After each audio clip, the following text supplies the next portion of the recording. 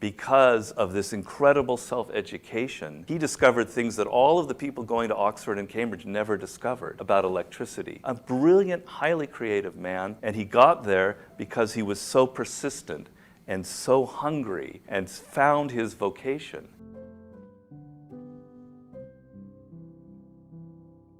There was a scientist called Michael Faraday. I don't know how many of you have heard of Michael Faraday. Okay, a lot of you have heard of him. He's one of the greatest scientists. He's not actually as well known as an Einstein or a Darwin, but he's been incredibly influential. If it weren't for him, we wouldn't have electrical motors. And it's he who was the first person to discover basic field theories that inspired Maxwell and then Einstein. Okay, but the thing about Michael Faraday that's just so unbelievable is he was born in the 1790s in London in poverty. His father was a blacksmith, and there were like 12 children. They belonged to a very particular religious sect called Sandeminians, which is a very strange sect. And they also believed in having more children than as many children as possible. And at a very early age, his father became lame and couldn't work, so the family had no food. Anyway, Michael Faraday couldn't go to school because he was too poor. He had to run errands for his mother. But he had an incredibly active mind. And so one day, he wandered, when he's about 8 or 9 years old, he wanders into a bookstore in London near his home. It's a bookstore and a bookbinder, because back in those days, the two things were combined.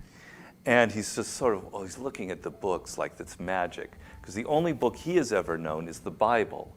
And according to his religion, the Bible is not just a book, it's the Word of God itself. So it's not just pages, it's like literally magic. So he's seeing these other books like, oh my God, they're like the Bible. And he's blown away, and he's so excited that he starts talking to the owner of the bookshop. And the owner is charmed by this boy who's so interested in books. And so Michael Faraday keeps returning to him every day almost. And finally, the man who owns the bookstore says, all right, I'm going to offer you an apprenticeship as a bookbinder. Or he hires him as an errand boy, and then he offers him an apprenticeship. And his family is ecstatic, because he's now going to have a trade. At the age of 12, he'll serve 7 years bookbinding. And for Faraday now, he can work in this bookshop and he can read every single book that could come in there. And there were no libraries really back in those days, and there weren't really bookstores for people who were poor. He now had the chance to read. So he starts reading and reading and reading. Every night, that's all he does. He takes the books home and reads. And he decides, I love science. I love science. I love electricity. Electricity is like God. Things are moved, but you can't see who's moving it. And he's obsessed with electricity. So he gets all the books on electricity that he can, and he starts doing experiments in the back of the bookbinding place. And the guy who owns it is very open to that.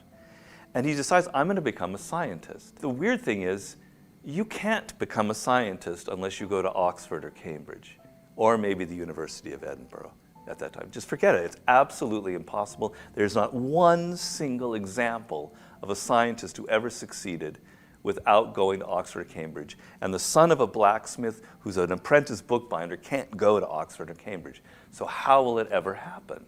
And I pose myself that riddle, because in the biographies, they don't really go into it. How did he do it? Well, one day, one of the books that he reads is like a how-to book written in the 18th century about how to improve the mind. And he's obsessed with that book, and it gives you lessons on how you can teach yourself, how you can become an autodidact. And it tells you that you should take notes on everything, and you should learn how to draw so that you can draw things, and you should go to lectures, as many lectures as possible. He follows it to the letter, and he ends up going to all of these lectures and creating his own science book, because he can draw really well. After several years, he has a volume this thick of all of his notes, well organized into books with all of these drawings.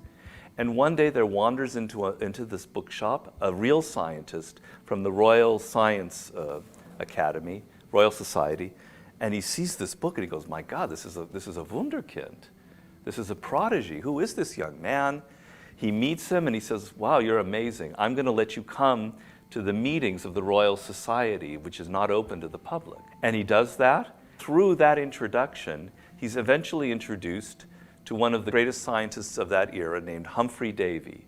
a great chemist, electrician. And one day, Humphrey Davy's assistant gets in an argument and is fired.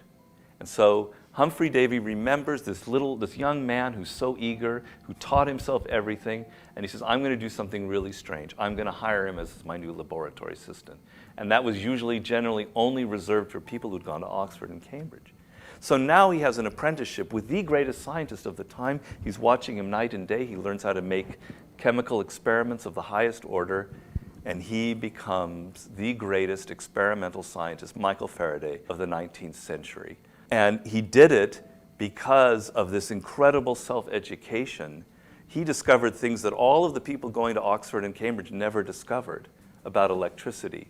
He created an experiment to physically demonstrate how electricity can move something, which led to the first motor. A brilliant, highly creative man, and he got there because he was so persistent and so hungry and found his vocation. So he illustrates all of my laws, and I fell in love with him because he had nothing to start with. He had everything against him, and he was able to reach it.